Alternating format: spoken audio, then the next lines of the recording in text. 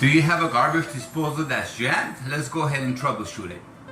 We did a lot of cooking and a lot of cleaning, and when we turned on the garbage disposal switch, to our surprise it was jammed. We turned off the switch, tried to reset it, and let's just say we don't have an Allen wrench to unjam it. We will begin by turning off the power, and we will wear gloves and try to see if there's anything jammed in it.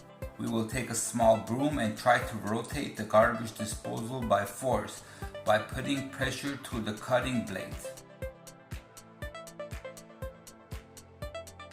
Once we notice it's rotating freely, we will plug in the power and turn on the switch.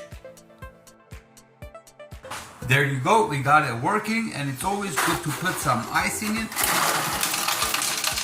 to sharpen the blade. Please press like on my video and please subscribe for more videos. Thank you.